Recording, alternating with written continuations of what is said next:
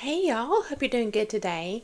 So, I pulled some inspiration from this old Zen calendar book that I have, and I've been thinking about how we can bring more peace and joy essentially into our present moment. And so, what I found was just perfect for the message, and I'll be sharing about, I think there's three quotes that are going to come together that I'll be sharing with you all to help support the message. And so, what I'm going to be doing is building an argument for us creating our own life essentially, which is very much supported in the Christian Bible, from my perspective anyway. In that, we are warned to guard our mind and our heart. We're supposed to filter our thoughts and take every thought captive. So, where we place our thoughts is directly related to me, self discipline, and therefore how to bring intention and mindfulness into your life.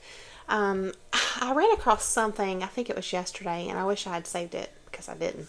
But it was talking about, it may have even been in this book, I don't remember, but it was talking about meditation being mindfulness. And I think it's interesting because a lot of times when you hear people discussing the practice of meditation, they're describing a void, right? A space that you are creating within your own mind. Kind of like an emptying of your mind, okay? Which is, in my opinion, not really possible completely, 100% anyway. But it definitely is a good exercise of self-discipline, and self-control, and learning to harness one's mind and not be taken for a ride, so to speak, by your thoughts. And so, in so doing, you are able to abide by this verse that I just shared with you all, which I'll drop it in the description if I can find. I'll look for it after the video. I'll drop it down there for you guys. I don't remember which one it is, that directs us to take our thoughts captive. But essentially, it's what I read. This quote about meditation was saying that meditation is the opposite of what I've always heard it described as, that it's actually intentional mindfulness. And I thought this is very much in alignment with prayer. I think there's another layer or level to prayer, especially through the Christian lens, but I think that there's really something to be said, and this is supported by another verse, which is where Jesus is explaining in the Christian Bible that whatsoever things you desire, believe that you shall have them when you pray, and you will have them. And so there's this element of it. To me, it's not New Age. It's supported in the Christian Bible, even by that verse. There is some type of energetic realm. We know that there truly are things in existence that are invisible to us just through science and the studies of, the hummingbirds, can see colors that we can't. It's just one quick example. So we know that vibrations come from sound, and a lot of times there are tones and pitches that we can't hear, that dogs can hear. So there are things that are outside of what our senses, our five very limited senses, can pick up on, And I think that we just kind of operate in this automatic mode, not consciously thinking this, but acting and living like we are limitless, and we're not. We are limited with our five senses anyway. And so that's where you have room for, in my opinion, a humble heart, and acknowledging that there's always room to grow and there's always things to learn. And this puts us into the position of being childlike in that manner.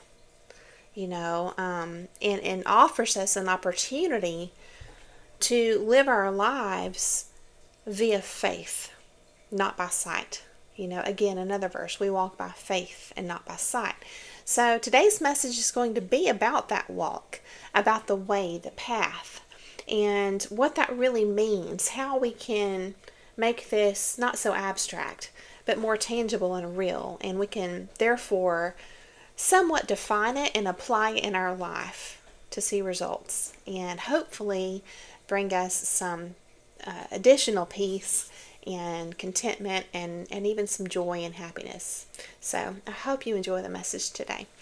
So I'm going to open by sharing a saying. This was I think it's spelled Taoist, but I've heard it pronounced with a D sound, Taoist saying, and it goes like this. This is the quote from this book. There are ways, but the way is uncharted. And I just really loved it. When I hear words like uncharted, I just immediately, I'm a very visual person, right? Which is why I went into art. I love art. But I just immediately go into this mindset of, these great ships, out on the ocean, just going to explore and hopefully find uncharted territory and things like that. It's like an adventurous type energy that comes to mind, or feeling that hearing that word, it just brings to me. And so I love it. I love language. I think it's really cool. It's very creative, just like painting and drawing and all that too. But yes, so we're talking about the way versus all the many other ways, right? There are ways, but the way is uncharted. So I looked up the etymology of uncharted. Okay, this is from the online etymology dictionary. It says not on a map or chart. And then also of which there is no map or chart. So I thought this was really cool because those are two different definitions. Which definition, this is what I would ask to you, okay? My question to you to think on. Which definition resonates with you? The first one, meaning being uncharted, it is something that is not on a map or chart. In other words, it may be defined, it may be understood, it may be capable of being grasped, but not actually mapped out, versus the second definition, which is there is no map. Like it could be mapped, or it can't be mapped, right? So not on a map, or there is no map. And so I know they're kind of the same thing, but just two different ways to look at it, okay? Just for this purpose today. So to me, the approach that we choose, consciously or unconsciously, has a great impact on our life, okay? Think about it. One, if we're just, really trying to be on this truth-seeking path, this journey, one perspective is a way or a path of searching, kind of like, well, if it's not on a map, then it's out there. Where is it? Where can I find it? Is it to be found in the mind of this elder? If I can just find this, I'm thinking back at Clarissa Pinkola Estes' book, Women Who Run with the Wolves, which I covered on my channel. Is it to be found in some mysterious elder that hopefully will cross my path one day, and I can pick their brain, and suddenly I will have, this great revelation? Or is it to be found if I just, maybe I move to the right place and I'm in this different atmosphere and environment, and I have a different experience? Maybe I'll have a revelation then. If I meditate long enough, maybe meditation will bring me this great revelation, and then I can map it out. It'll be kind of mapped out in my mind. That's one approach. But the other approach, which is kind of like the spirit of acceptance, there is no map. That's a very different, or it could be seen or perceived in a very different light, a very different way. Okay, it's like a shift, a total shift. And here's why. If there's no map, and let's just assume there's no map because there can't be a map, right? That's the assumption here.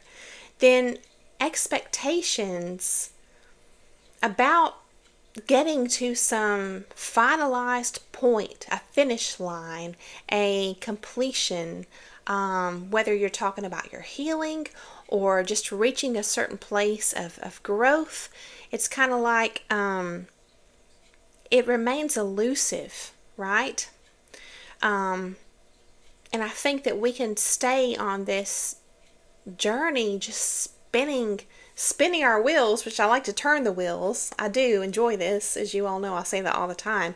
But if there's no map, if you reach a place on your journey where you realize that no one has a map, and even if they did, maybe it would just be for them, but there's no standardized map, okay?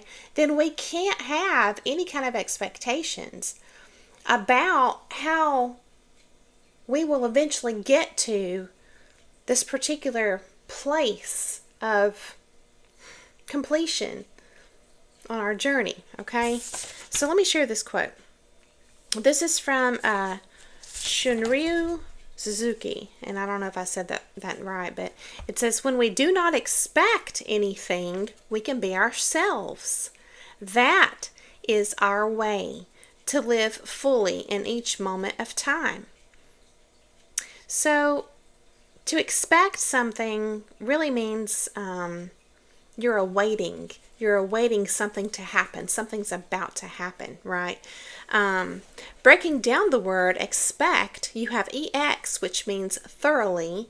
You have spectare, which means to look. So to look thoroughly, which is kind of strange because I was thinking of inspect, to inspect something, but this is expect.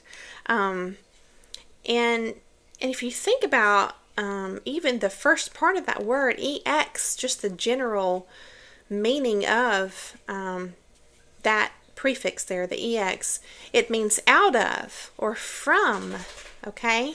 So we're kind of getting into the spirit of what it means to live with expectations, really. We're doing a deep dive on that, right? Check on my dog. I think she's... We anticipate things. If you think about anticipation, okay? We anticipate things or expect things based on our experiences in life. And that's just natural. I think that we are hardwired to pick up on patterns in life just for survival. I think it's just an innate part of our design from God. I really do.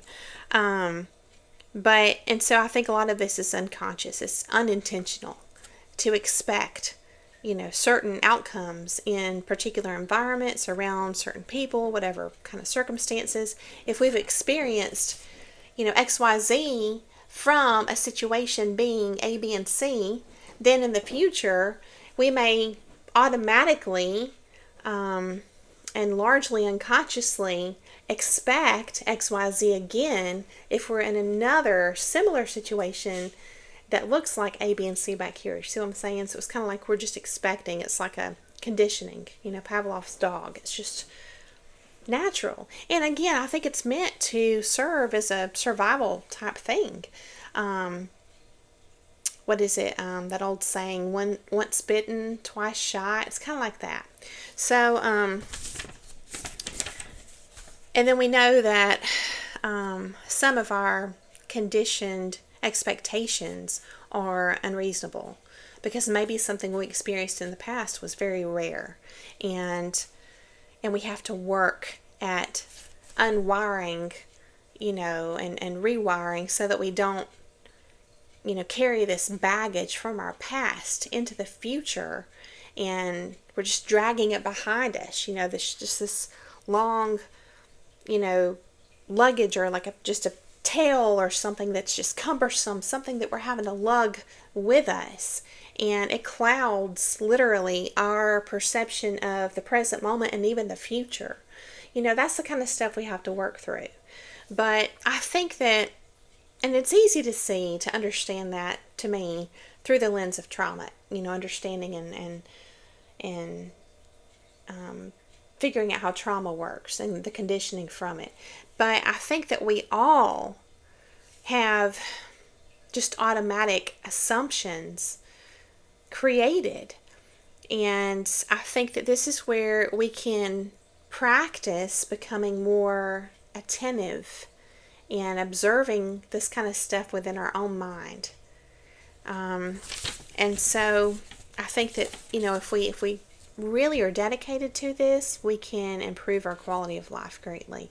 And those of our loved ones too, to catch any kind of unproductive, unfruitful, or even harmful conditioned responses within us, because we're not truly in the present moment, but again, we are clouding the present moment from our past experiences. So experience is huge. I know y'all know that. I was looking at that word, experience. So as a noun, it's the source of observation. Observation as the source of knowledge, right? To describe experience. As a verb, it means to test, try, learn by practical trial or proof. So, yes, exactly. Look at my notes here. So, yes, I mentioned earlier, I wrote this down here about the faith walk. Having the mind of a child, okay, it requires a laying down or a letting go of some of these conditioned expectations that we have. And that's hard, again, especially because it's kind of like you're working against biology. I guess it would be biology. But it's one that requires that we assert our will in a prayerful type manner via faith.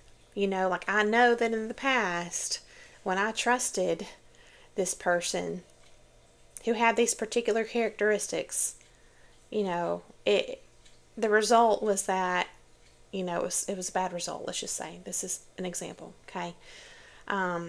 And so going forward, what? I learned not to trust. Well, that's not reasonable. There are people who are worthy of being trusted, and how is your life going to be impacted? This is personal to me and probably to a lot of you as well. To ask yourself, how is your life really going to be impacted if you just make a hard set decision? You just draw a line and say, I'll never trust another person again. It's easy to want to go that route. It feels safe, but what are we forfeiting? And it's not about expecting perfection. It's about expecting honesty. And to me, I think people who are honest people, we know that. That doesn't even have to be explained. But yeah, it's kind of like, where is this sweet spot? Where is this balance where we can put on the armor of God? We can consciously choose the faith walk and try to be in the space of the mind of a child, which is hopeful and very positive and receptive and willing to learn and open and not attached to the past where expectations come from. How can we do this all in a spirit of balance, right? Open and receptive faith walk, and yet still simultaneously armored up because we've learned a lot. It's finding this great balance, right? And reading these quotes, I've got one more I'll share with you all here in a little bit, but what really stood out to me is the magic of the present moment. The present moment. And I think that sometimes when we hear certain words and phrases, they become sort of, I guess, cliche, you might say, and as such, they're overused and we start to discredit them. Not consciously, but once we've heard it so many times, and again, maybe they're misused, as they are overused, just out in society. I think we start to just not consider, the treasure that these concepts really are anymore. It's like we just throw that out, throwing out the baby with the bathwater, so to speak. Okay. But being present, let's talk about this, because we are entering into, being in November, the season of being grateful and being thankful, and a season of giving and giving presents, right? You have actual presents that you give someone like a gift. You have presents as being present in the present moment, and all of this is related. And so, and it's truly worth looking into, I believe. So let's go ahead and dive in. I hope you guys have something good to snack on or drink. I've got my leftover coffee. Y'all, I used the Starbucks app today, which I rarely ever do. And I couldn't figure out, I think they updated it or something from the last time I used it. I couldn't figure out how to order the coffee that I wanted. So when I put it in, I was kind of guessing on how much cream to add and like all the different kinds of creamers and stuff like that. And when I went in to get it, it was like solid white. It was like, it's a cup of milk. There's like a splash of coffee in here, and that was it. So, yeah, I grabbed it, and then I ordered another small coffee to mix in with it. But it's the cool thing is I've had plenty of coffee all day. I haven't had to make any more. Just this is sufficed. So, and I'm still drinking it, and it's late, and hopefully y'all get some sleep. But anyway. But it's really good. Okay, so let's look at present. Yes, as a noun from the 1300s, it means it's in reference to, rather, the present time. When we talk about the present as a noun, a lot of times we mean time. This moment in time right now. And then from the 1200s, it's also meant thing offered as a gift, right? So both. And of course, we know that time is a gift. Time is everything. Time is life. Time is it's really everything. I was talking about recently, I'm remembering this, I think it was the very last video I made, where there's this very intimate relationship between time and space. And so that's a rabbit hole you can go down if you want to do some research. But, and then as a verb from the 1300s, it means to bring into the presence of, like to present something. You even say it differently. I think so. That's how I've always said it, to present something versus a present, right? A noun. Also, to present means to introduce formally, or a formal presentation, right? From the Latin presentare, meaning to place before, to show or exhibit. Also to reveal, to present, to reveal. And I love that. That's kind of a magical word. Especially because we were talking about revelations, having revelations, right? So, yes, as a noun, again, both the present time and the portion of space around someone. And this is from the Middle English use of the word. And so, in the Online Etymology Dictionary, it made a distinction. It said that there is a difference in a gift versus a present.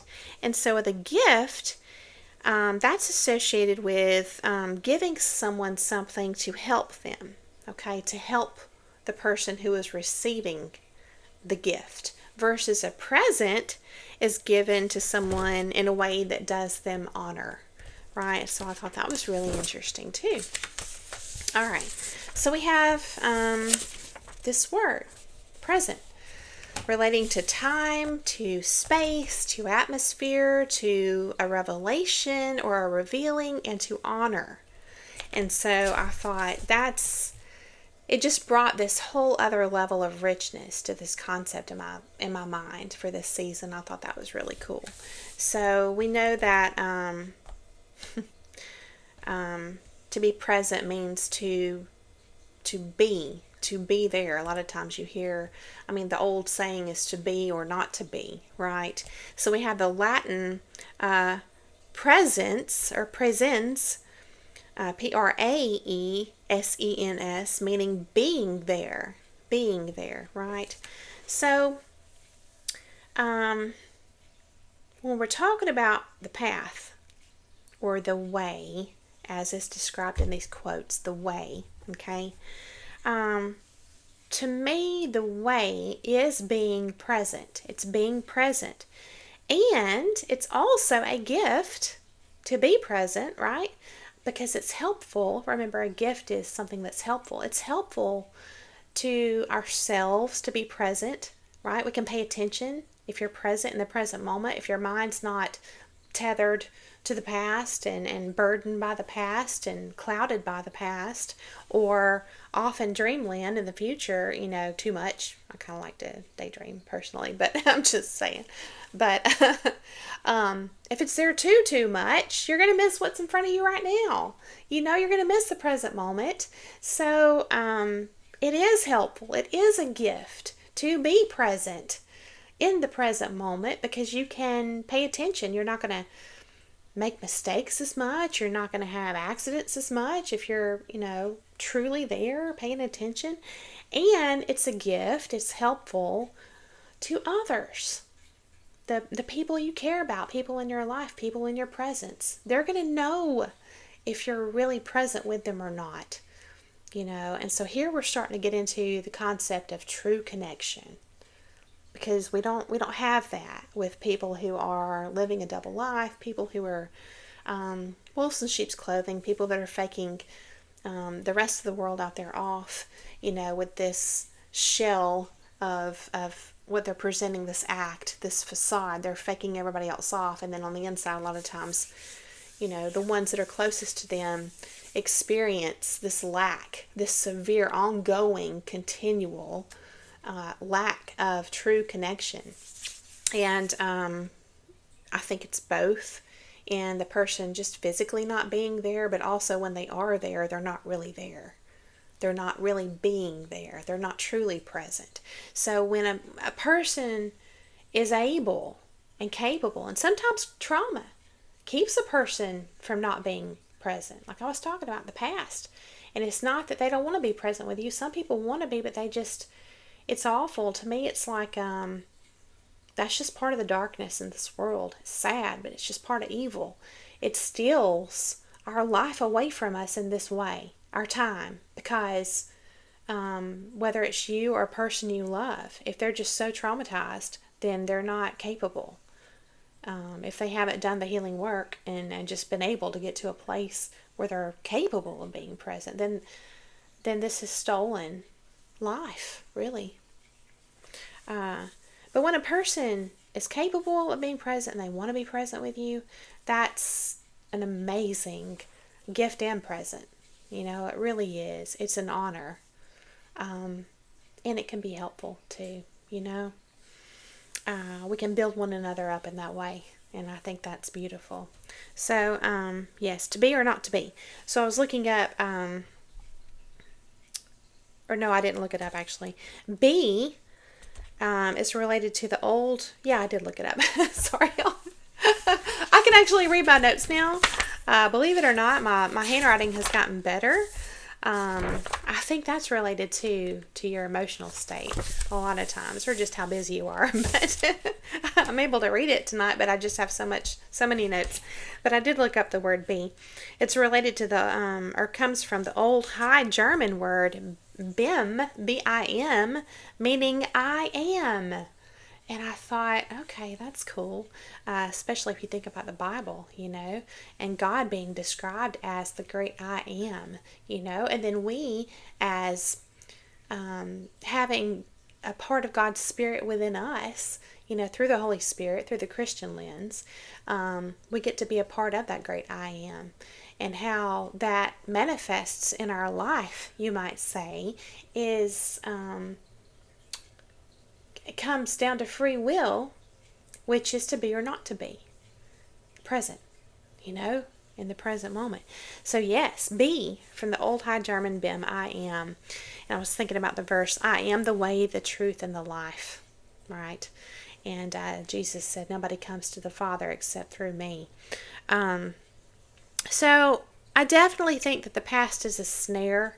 It's a trap, and it's not that it's just the past. We're really to blame the past, because the past is a teacher. But it's our attachment to the past that's the trap. How are we attached to the past? How are we trapped that way? Through our attention. Okay, attention creates attachment. This is my lens anyway. So, yes, I'm going to read another quote to you all. This is from Pat Phelan, Phelen. I don't know if I'm saying that right, but it says, in Zen practice, we emphasize being present with our actual experience by placing our attention with the minute details of our physical posture. We get to know ourselves. And you can do this in yoga too, right? This is why yoga is so beneficial. We can carry tension and not even be conscious of it. I had to say that. We get to know ourselves, right? And this is by placing our attention with the minute details of our physical posture. We get to know ourselves, where we have tension, where we are crooked, where we are holding, where we are at ease, where we let go. Our body reveals who we are. Through this awareness, we can enter the path of practice. And I thought, I love this. This sits right with me. It feels right to me. This is the path of practice. Because when you are truly desiring healing and growth, and going through this life with the mind and heart of a child, the faith walk, when that's your endeavor, your honest, earnest endeavor in life, it will always be a path of practice, never perfection. I'm talking about that end goal again, right? Like when we get there, and how sometimes we, I think that we unconsciously can put our life on hold at times, getting caught up in our thoughts, being attached to our thoughts, not just letting them come and go like water. There's that saying, be like water. They're supposed to come in and give us, kind of like manna, this spiritual food or psychological food, and add to our life, but we're not supposed to hook into them and keep them and be attached and give our attention there, because we're missing what's here, right? So I think letting go, I started to say of perfection. A lot of us would say, well, I don't expect perfection. I know perfection's not real, but I think that if someone were observing us, they may say differently. They may say, well, then why are you going about your research in a manner that's more like a striving type energy? It's like you're just hitting this research like so hard that you are always lost in your thoughts. You see what I'm saying? It's kind of like we don't have to go at it, to that degree and hook in and just and let it be in the driver's seat. It's really about this conscious shift that we have to wake up to and catch ourselves and make a decision. Not just every morning, but just throughout our day. Check in and say, am I lost in my thoughts right now? I love to read books, for example, but I don't want to spend 3/4 of my day dwelling on something I read. And I've missed 3/4 of my day. We don't know what day is our last. And I know y'all know that, but I think sometimes we need to, we need to remind each other of that kind of stuff. It's that whole iron sharpens iron thing. And so sometimes I'll check in with myself that way, and I'll say, if this was my last day, was I happy with how I lived it or not? Or would I have done things differently if I had known? And that really helps put things in perspective too. And I guarantee you, if you do that kind of a practice in your mind, it really places the present moment in the top priority. Yes. So I really liked that quote. It was very much related to my journey with yoga, which I haven't been doing as much as I like to. I have allowed, I'm thinking back to Stephen Covey when I read that book. I can't even remember what it is now. Something about highly successful people. Yeah, I'll have to drop it down in the description. But he's talking about the 4 quadrants and how a lot of times we wind up wasting a lot of our time and therefore our life because we are just tending to these fire alarm type faux or false emergencies in our life, and really they're not. They just appear that way, and we wind up just spending hours on these things that are grabbing our attention and taking our time, and they really either didn't have to be completed at all or looked at at all or attended to whatsoever, or it could have been in bits and pieces here and there, but for whatever reason they just grab our attention in that manner, like a emergency, So that's a really interesting book. It'll kind of put things in perspective. It's the 7 habits. The 7 habits of highly successful people or effective people. Yeah, I'll put it in the description. It's been many, many years since I read it. He talks about the 4 quadrants. You can probably Google it too. But yoga's a great practice too. It doesn't have to be about religion. It really doesn't.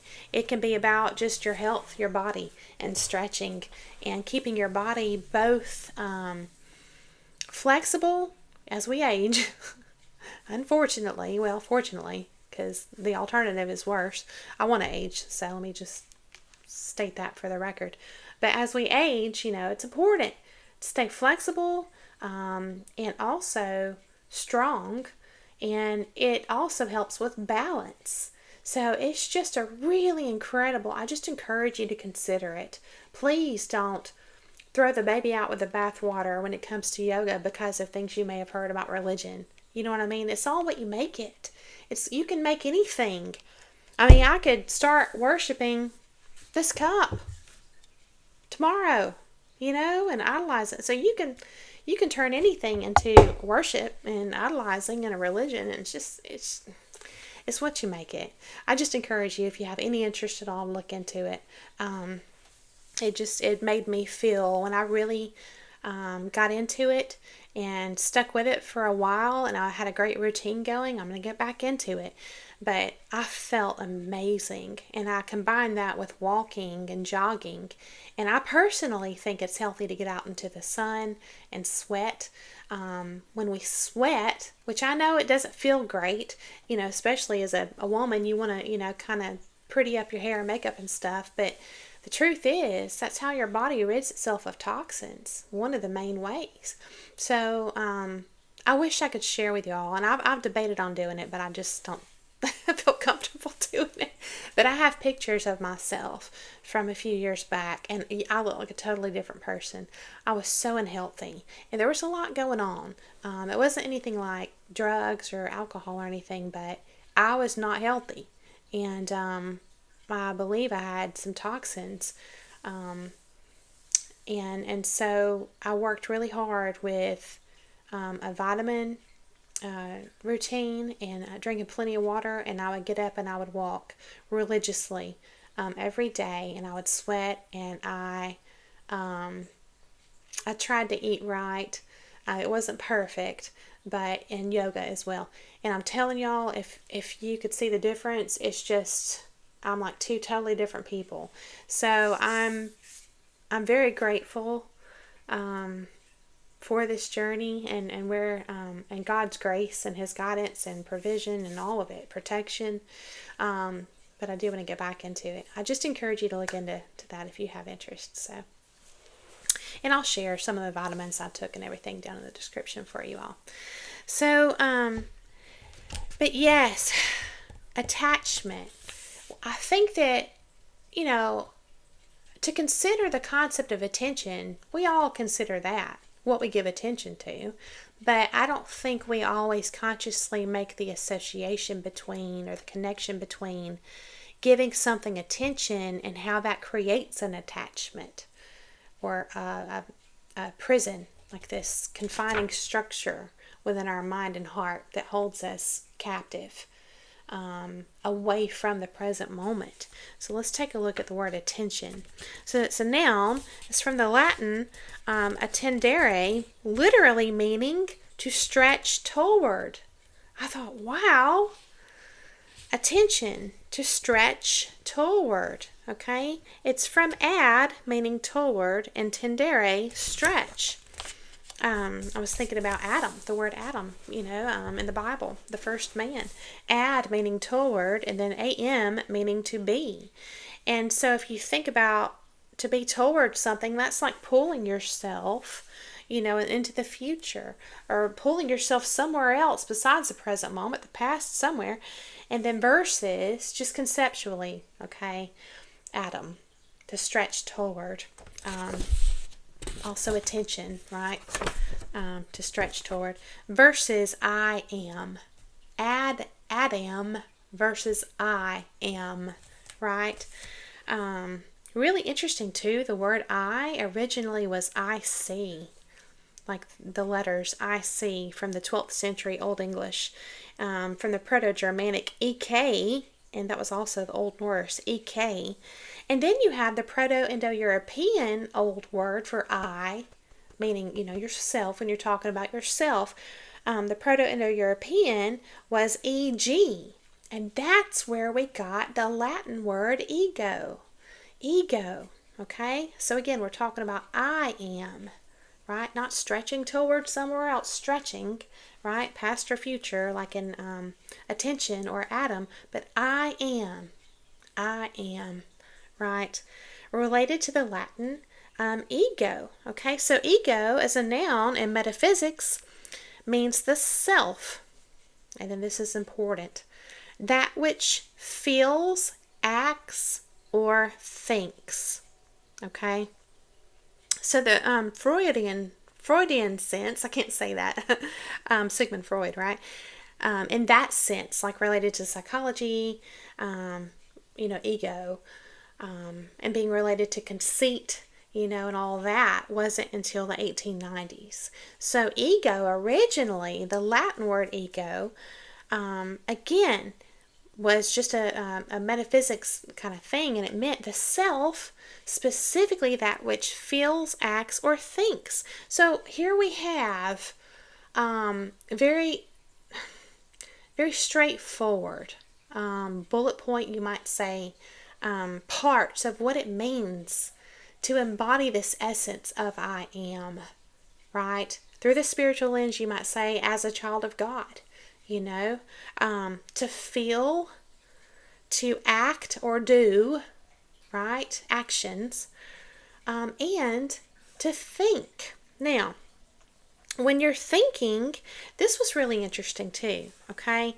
It's from the Middle English word thinkin', and it specifically had this division between, or it's kind of like I'm again visual, drawing a line between these two different definitions, okay? To think. The first definition was, let's see here, present the appearance of something.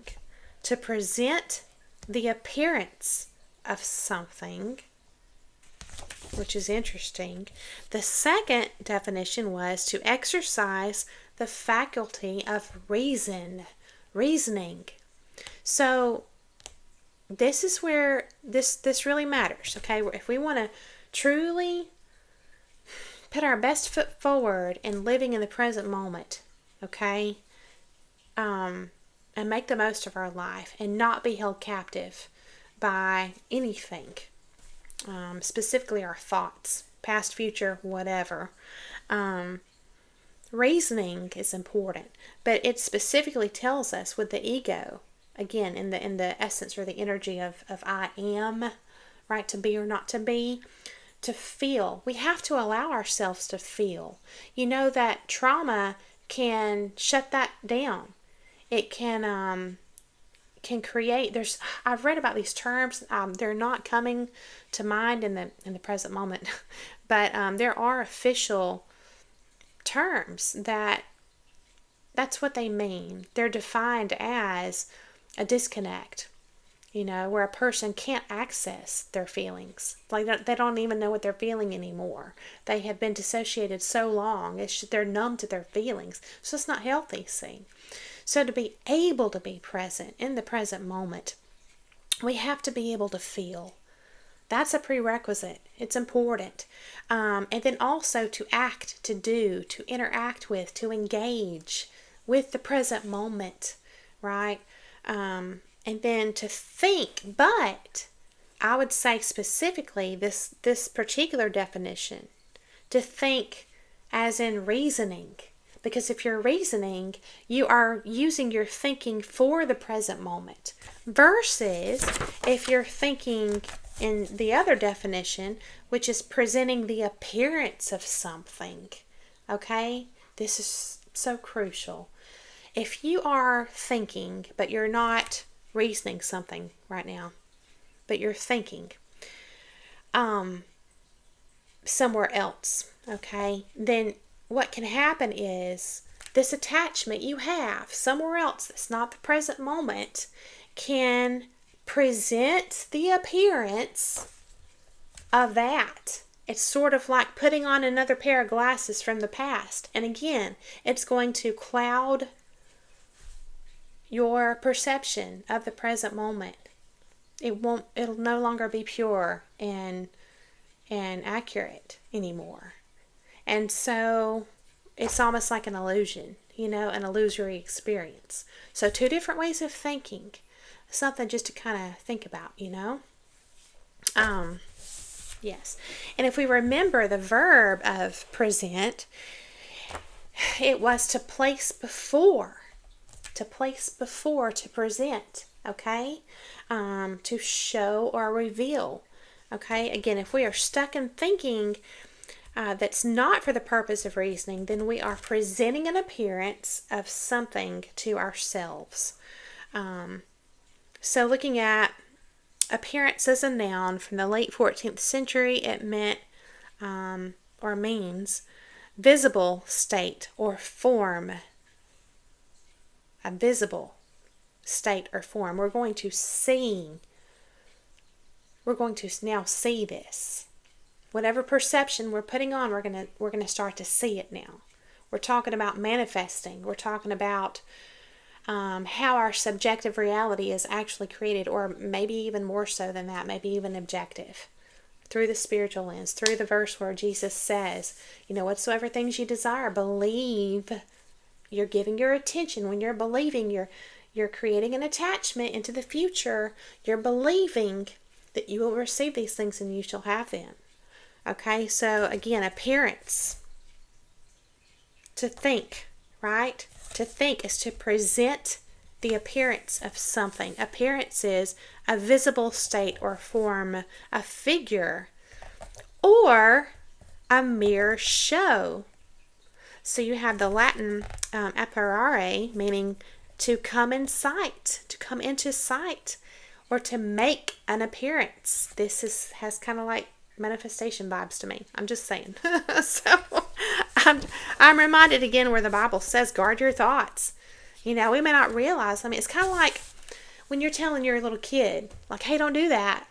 And even like if you can put yourself in their shoes, as a kid, and you'd be like, psh, they don't know what they're talking about, and you do it anyway. And then there's, consequence. Well, here's God saying, guard your thoughts. And we're like, psh, And meanwhile, we are, pointing the finger and blaming everything and everyone else out there when we had placed our attention, on whatever is happening here.